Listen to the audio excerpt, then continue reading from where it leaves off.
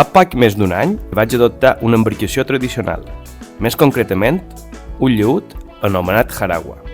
I la meva missió és que el Jaragua torni a navegar. Jo soc Andreu, un apassionat de les embarcacions tradicionals, i això és el projecte Jaragua.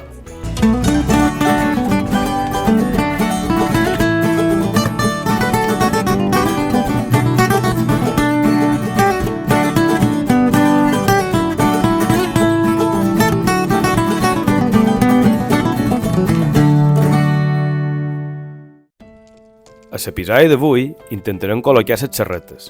Ja vos explicaré més endavant de què se tracta. I fer un reforç a les llates o baos on ha d'anar la fogonadura per on passarà el màstil. I si encara mos dona temps, començarem a preparar la fusta per forrar la barca. Com ja adelantava en el principi de l'episodi, avui tocava posar les xerretes. Les xerretes són aquesta peça que tenim aquí, que van de proa a popa, o de popa a proa, com vulgueu dir, i la seva funció és suportar el pes de la coberta i enguinxar el que són les llates en les costelles. I així l'embarcació queda cosida tant de les llates, els baos, en les costelles.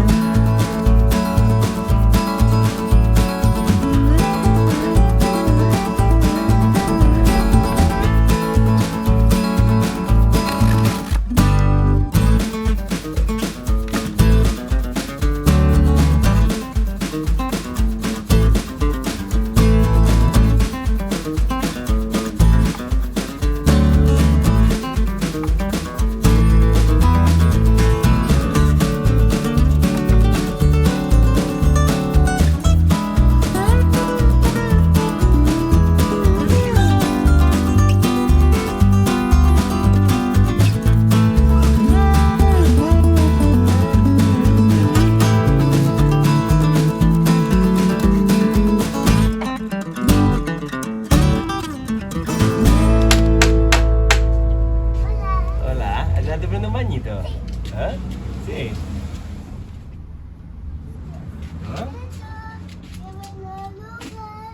¿Dónde está loca?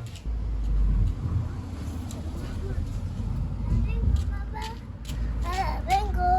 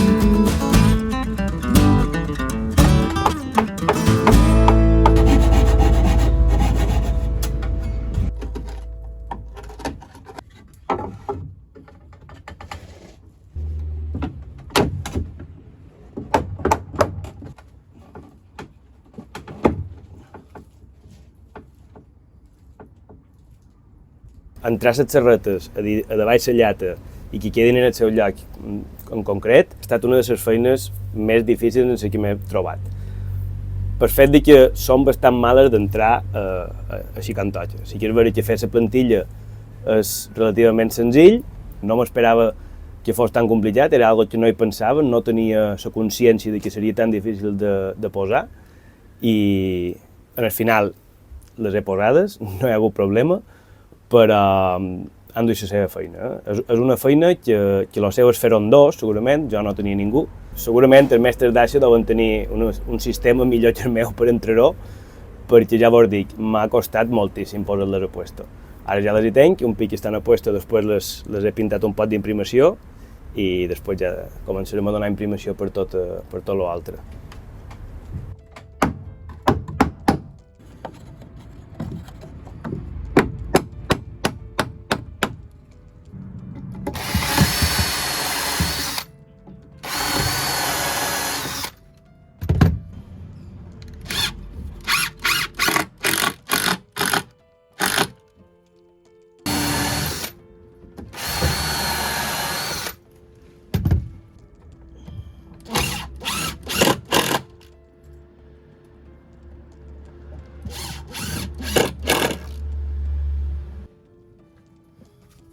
Com ja haureu pogut veure, en molts dels episodis que ja hem posat, haureu suposat que m'agrada molt la vela tradicional.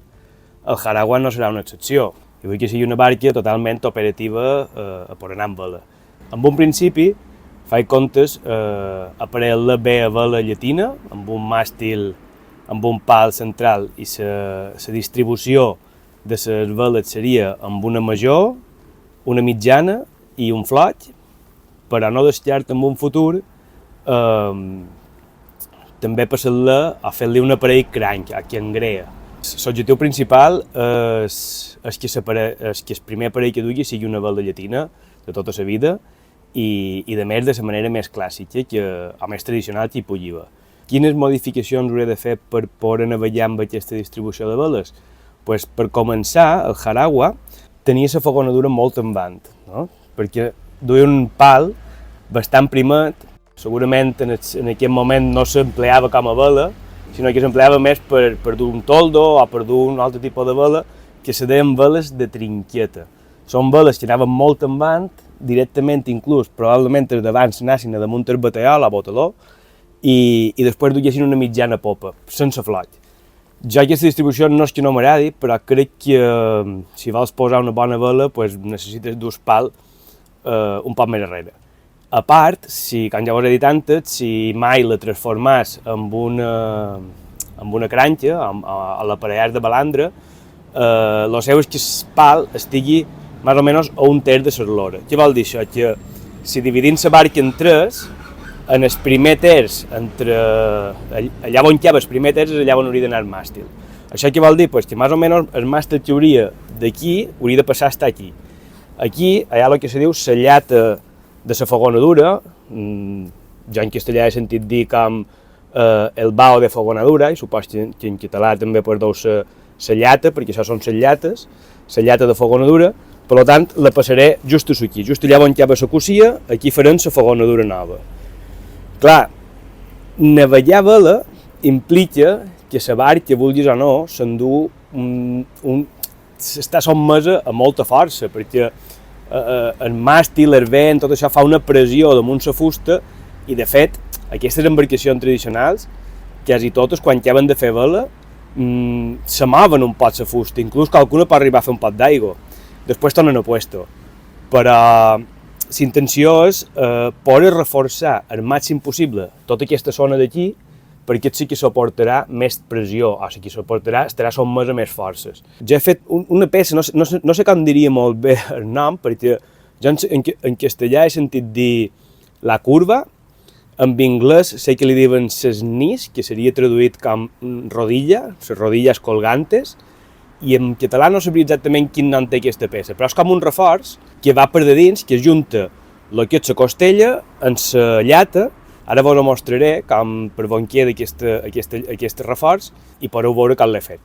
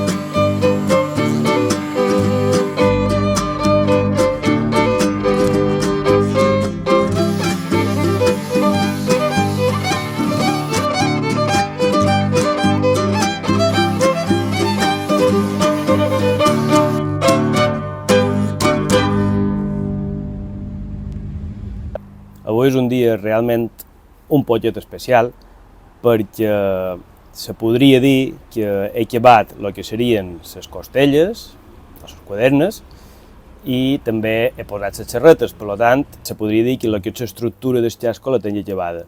Ara només mos queda començar amb una cosa que me fa un poquet de respecte, la veritat, però si he arribat fins aquí, pues, tampoc no faig comptes fallar ara. I m'hauré de començar posant soforro. Fins ara ha estat algo que he pogut copiar, he pogut treure una peça, copiar-la i tornar-la a posar.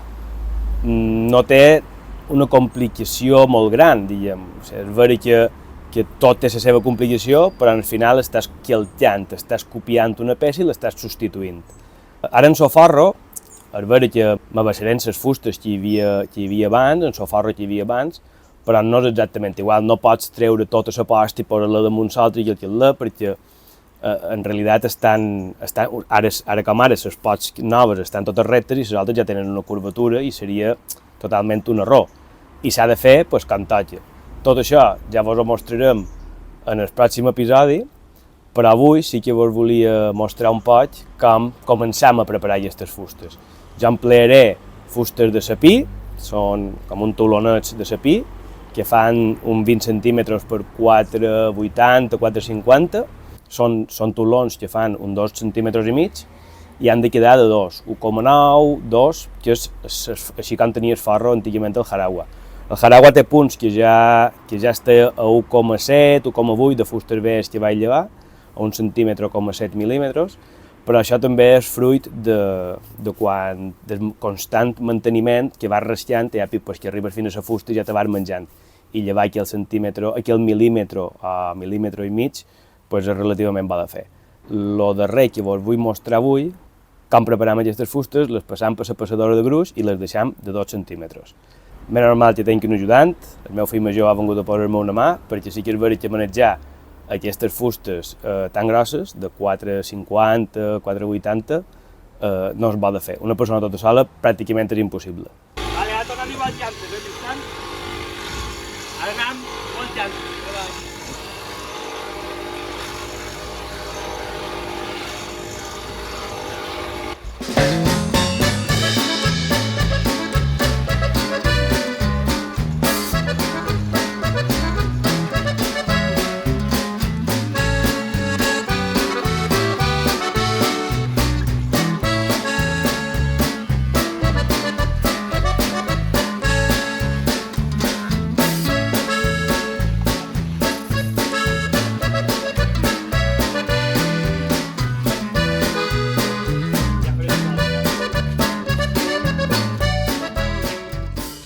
Avui m'embarco amb el Nicator. És un bot que pertany a 3 joves de Porto Colom.